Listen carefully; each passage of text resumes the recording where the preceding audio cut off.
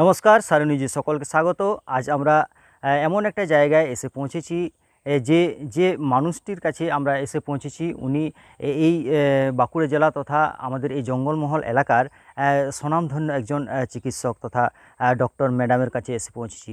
উনি শুধু একাধারে শুধু চিকিৎসক নন, উনি গরিব আদিবাসী মানুষদের একদম সবসময় পাশে থাকার একজন মানুষ, যিনি চিকিৎসার ক্ষেত্রেও যেমন তার অবদান যার নাম আছে, তেমনি মানুষের পাশে থাকার ক্ষেত্রেও তাকে সবাই এই এলাকার প্রত্যেকটা মানুষ চেনেন।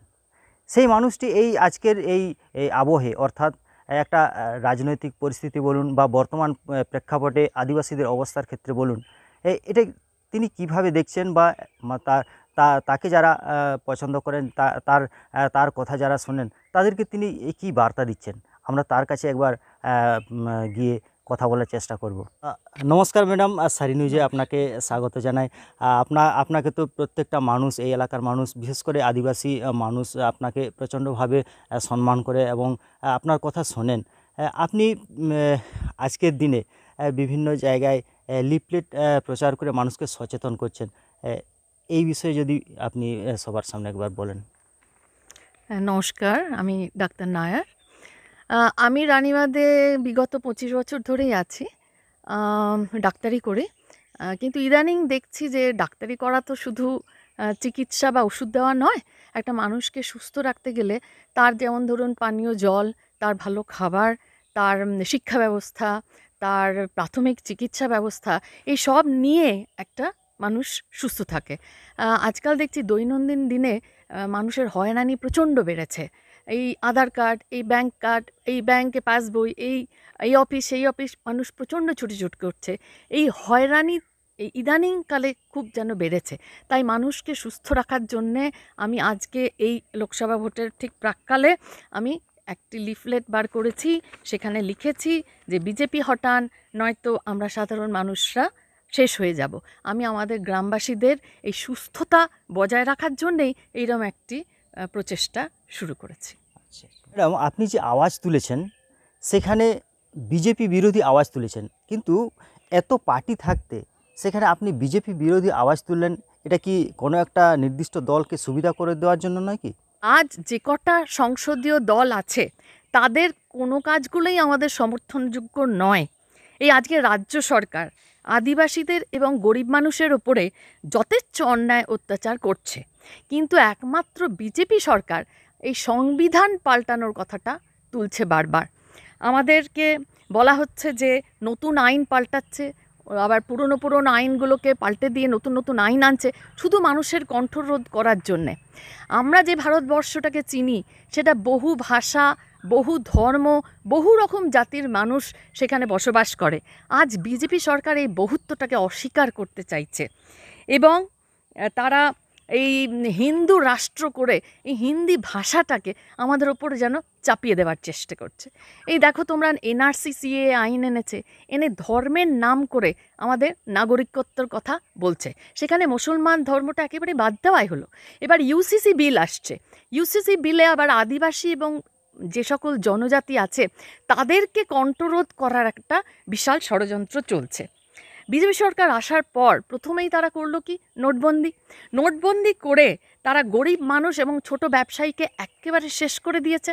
পরবর্তীকালে তারা লকডাউন একদিনের ডাকলো, সেই তখনও আমরা দেখলাম যে গরিব এবং মধ্যবিত্ত মানুষের জীবন এবং জীবিকা দুটোই শেষ হয়ে গেল। তার পরেই এলো আমাদের কোভিডকালে না হাসপাতাল আছে, না অক্সিজেন আছে, এমনকি প্রিয় মানুষ মারা যাওয়ার পর তাদেরকে সৎকার করার মতনও ব্যবস্থা সরকার করতে পারেনি। বহু লাশ আমরা দেখলাম চোখের সামনে গঙ্গা দিয়ে ভাসিয়ে দেওয়া হয়েছে। শুধু তাহলে দেখতেই পাচ্ছ যে এই গত 10 বছর ধরে শুধু মিথ্যা প্রতিশ্রুতি ছাড়া আমরা কিন্তু আর কিছু পাইনি। এই বিশেষ কারণেই আমি অ্যান্টি বিজেপির একটা স্লোগান তুলেছি। ম্যাডাম, আপনি বিজেপির বিপক্ষে কথা বলছেন, কিন্তু মানুষ কোন রাজনৈতিক দলের আদর্শকে গ্রহণ করবে? আপনাকে যারা পছন্দ করেন বা আপনার কথা যারা শোনেন, সেই সমস্ত মানুষের উদ্দেশ্যে আপনি কি বলবেন? প্রথমে এই আদিবাসী বা গ্রামের মানুষের ক্ষেত্রে আমি তো একটা কথাই বলবো যে যারা গ্রাম সভাকে মর্যাদা দেয়, সেই পার্টি বা সেই মতাদর্শই আমাদের গ্রহণযোগ্য, যারা আমাদের জল, জমি, জঙ্গল, নদী এইগুলো রক্ষা করার প্রতিশ্রুতি দেবে। কিছু না, কিন্তু খাদ্য সুরক্ষিত করতে হবে। আমাদের যারা কাজ দেবে, আমাদের শিক্ষা ব্যবস্থার উন্নতি, আমাদের প্রাথমিক চিকিৎসা ব্যবস্থার উন্নতি যারা ঘটাবে, সর্বোপরি ব্যক্তিগত স্বাধীনতা যারা হস্তক্ষেপ করবে না, আমি কি পড়বো, আমি কি খাবো, আমি কোন ঠাকুরের নাম জপ করব, সেটা যেন আমি একমাত্র ঠিক করতে পারি। তাহলে এই তোমাদের কথায় একটা এখানে এসে শিখেছি যে আবুয়া দিশম আবুয়া রাজ, সেই দিকে যারা আমাদেরকে এগিয়ে দেবে, আমার তো মনে হয় সেই রকমই আমাদের এইখানকার মানুষের অন্তত সেই মতাদর্শকেই গ্রহণ করা উচিত হবে। ম্যাডাম, আপনি যখন বিজেপি বিরোধিতার কথা বলছেন, এখানে বিজেপির ইশতেহার এবং অন্যান্য রাজনৈতিক দলের ইশতেহারের মধ্যে আপনি কি পার্থক্য দেখছেন? পার্টির ইশতেহার ব্যাপারটা আমি ঠিক নিজে নিজে খুব একটা মানি না। বিগত যে সরকার কি কাজ করেছে তার ওপরেই নির্ভর করে তো মানুষ দেখবে যে আগামী দিনে তারা কি কাজ করতে চলেছে। তবে বিজেপির ম্যানিফেস্টোর কথা যদি তোমরা তোলো, 2019 সালে একটা কথা আমার খেয়াল পড়লো যে ওনারা বলেছিলেন যে কৃষকের ইনকাম ডবল হবে। পরবর্তীকালে আমরা কি দেখলাম যে কৃষক আত্মহত্যা করছে এখনও, এবং কৃষকদের আন্দোলনকে একেবারে গুলি চালিয়ে থামিয়ে দেওয়া হলো।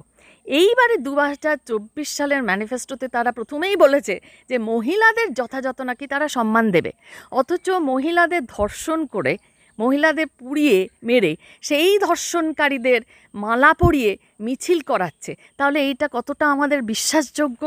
তারা বলেছে আদিবাসী সমাজ, এসসি এসটিদের যথাযথ সম্মান দেবে, অথচ আমরা দেখছি দলিত, গরিব, আদিবাসীদের বাড়ি বুলডোজার দিয়ে গুঁড়িয়ে দেওয়া হচ্ছে, তাদেরকে মন্দিরের কাছে ঘেঁষতে দেওয়া হচ্ছে না, মন্দিরে প্রসাদ খেলে কাকে নাকি পিটিয়ে মেরেও ফেলা হয়েছে। তাই এটাই বা কতটা গ্রহণযোগ্য? তারা নাকি কর্মসংস্থান করবে, অথচ দক্ষিণ পূর্ব এশিয়ার সবকটা দেশের মধ্যে একমাত্র ভারতে বেকারত্বের হার সব থেকে বেশি। গরিবদের উন্নতি করবে কবে? এই গত 5 বছরে গরিবরা একেবারে ভীষণভাবেই নিঃস্ব হয়ে পড়েছে। ওরা নাকি স্বাস্থ্যের উন্নতি করবে।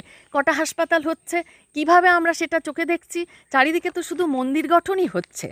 সরকারি পরিষেবা নাকি আরও ভালো করবে, অথচ দেখো আমাদের আধারের সঙ্গে সব কিছু লিঙ্ক করে হঠাৎ করে দেখলাম আমরা কিছুদিন আগেই যে কিছু মানুষের আধার ডিঅ্যাক্টিভেট করে দেওয়া হলো।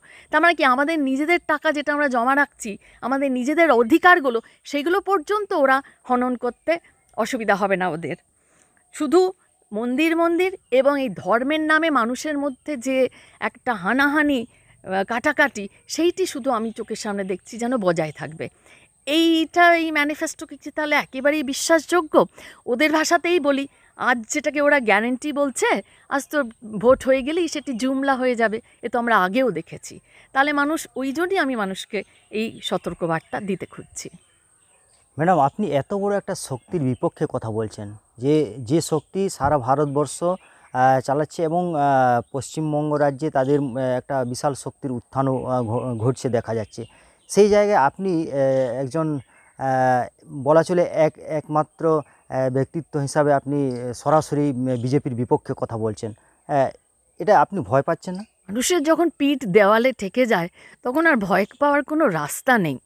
আমি লেখাপড়া শিখেছি, আমি আজকে নিজে অনেক দূরে গিয়ে এসেছি। আমি মনে করি যে আমি যাদেরকে সেবা করি, যে সকল গ্রামবাসীদের সঙ্গে আমার ওঠা বসা, তাদেরকে সঠিকভাবে এই উদাহরণগুলো ধরে তুলে দিয়ে তাদেরকে এই সঠিক রাস্তাটা দেখানোটা আমার খানিকটা দায়িত্বর মধ্যেই পড়ে। তাহলে আমার আর ভয় পেলে কি চলবে? আমার মনে হয় না আর ভয় পাওয়াটা এখানে আমার কেন, আমাদের কারোরই এটা উচিত নয়। আমি তো আমাদের সকলকে এই বার্তাটাই দেব যে আসুন আমরা আগামী দিনে কি কেন্দ্রীয় সরকার কি রাজ্য সরকার, তাদের যত অন্যায় বিরুদ্ধে আমরা সবাই যেন একসঙ্গে কাঁধে কাঁধ মিলিয়ে লড়াই করতে পারি। আমার মনে হয় সেটাতেই বোধহয় আমাদের সকলের, আদিবাসী, দলিত, গরিব এবং আমার গ্রামবাসীদের উন্নতি একমাত্র সেইভাবেই আমরা সাধন করতে পারবো। প্রচার বার্তাটাকে কীভাবে আবার মানুষের মাঝে পৌঁছানোর পরিকল্পনা আছে আপনার? যে শুধু এই রকম বার্তা শুধু নয়, আমার মনে হয় যে আমরা ভালো চাষ, কিভাবে জল সংরক্ষণ করতে পারি, কিভাবে যেভাবে তোমরা লড়াই করছো জঙ্গলে আগুন ধরানো নিয়ে, এইসব বিভিন্ন যেসব সামাজিক প্রকল্প আছে সেইগুলোতে আমি একা কেন, আমি তো মাঝে মধ্যে বার্তা দিয়ে থাকি, কিন্তু তার সঙ্গে তোমাদেরকেও আমি একসঙ্গে ডাকছি, যাতে এই আদিবাসী একতা মঞ্চ একটা খুব সুন্দর একটা জায়গা তৈরি হয়েছে, এবং সেইখান থেকে তোমরা এই সমস্ত সামাজিক কাজও যেমন করবে, তার পাশাপাশি তোমরা এবারে ভাবনা চিন্তা রাখো যে এই পলিটিক্যাল এরিয়াতে তোমাদের কি করে আবার নতুন দল গঠন করা যায়, বা সেইভাবে তোমাদের পলিটিক্যালি কি করে এগিয়ে যাওয়া যেতে পারে। এইটা কিন্তু এইবারে আমার মনে হয় সময় এসেছে, তোমাদের এই ভাবনাটা কিন্তু রাখতে হবে। এটাই আমার এখন এই সময় খুব উপযোগী মনে হচ্ছে আর কি। মানুষ তো সবাই চাইবে, তাহলে বিজেপিকে আমরা প্রত্যাখ্যান করবো, ভোট তাহলে কাকে দেবো? ভোট যাকেই দাও, আমি ভোট কাকে দেবে সেটা তো বলতে পারবো না, মানুষ যাকে নিজের মনে হবে তাকেই ভোট দেবে। আমি তো একটা কথাই বলবো যে বিজেপিকে যে পরাস্ত করতে পারবে যে যেখানে, সেই ক্যান্ডিডেটকেই আপনাদের ভোট দেওয়া দরকার আছে। যেখানে যেমনভাবে বিজেপি পরাস্ত হবে শুধু সেই ক্যান্ডিডেটকেই আপনারা ভোট দিন। ভোট কাকে দেবেন সেটা একেবারেই আপনার বিচার, আমার নয়। আমার শুধু আপনাকে সঠিক উদাহরণ দিয়ে কে কী রকম অন্যায় করছে সেটুকুনি তুলে ধরাটাই আমার কাজ। ম্যাডাম অর্থাৎ ডক্টর সঙ্গীতা নায়ার ম্যাডামের সাথে এতক্ষণ কথা বলছিলাম। উনি বিজেপি বিরোধী যে স্লোগান বা যে আওয়াজ তুলেছেন, এটা শুধু এই এলাকার সীমাবদ্ধ না থেকে এটা ওনার এই বক্তব্যকে যদি সার্বজনীন পর্যায়ে বিভিন্ন আমরা সারা দেশ ছড়িয়ে দেওয়া যায়, এই বার্তাকে আরও বিশ্লেষণ আরও বিভিন্ন মানুষের কাছে পৌঁছে এটার কতটা গ্রহণযোগ্যতা, এটা প্রত্যেকটা মানুষই সেটা বিচার করে দেখবেন। আজকে আমরা ডক্টর ম্যাডাম ওনাকে কাছে পেয়ে ওনার বিভিন্ন সুচিন্তিত মতামত আমাদের সামনে উনি শেয়ার করলেন। আমরা সারি নিউজের পক্ষ থেকে ওনাকে অশেষ অশেষ ধন্যবাদ এবং জোহার জানাই। নমস্কার এবং জোহার।